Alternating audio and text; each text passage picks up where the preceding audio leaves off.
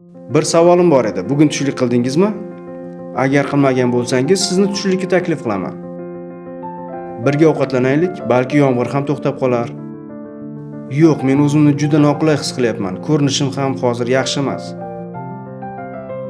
Hammasi joyida, siz men bilansiz, ketdik.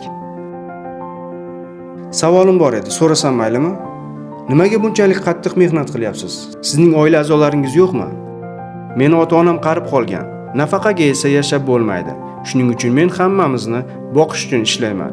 Men nogiron bo'lsam ham oilamni boqishga kuchim yetadi. Men qo'limdan kelgancha harakat qilaman. Men oilamga yuk bo'lishni xohlamayman.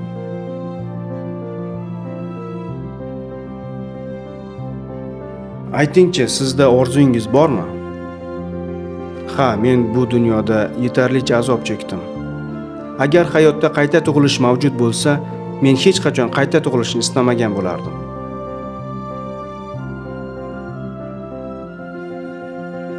Bularni barchasini o'zingiz o'sirdingizmi?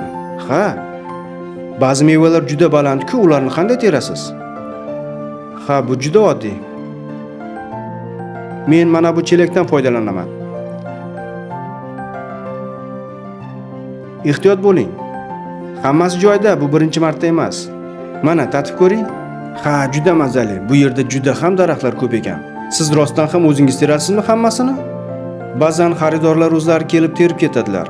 Ularga ulgurji narxda sotaman. Menga qarang, mevalaringiz juda chiroyli va shirin ekan. Men sizga ijtimoiy tarmoqdan foydalanishni va jonli efirga chiqishni maslahat beraman.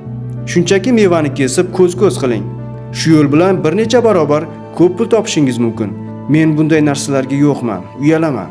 Men sizga akkaunt ochishga va birinchi videongizni suratga olishga yordam beraman va bu qanday ketayotganini kuzatamiz. Yaxshi, men unda yaxshilab o'rganaman. Sizga katta rahmat.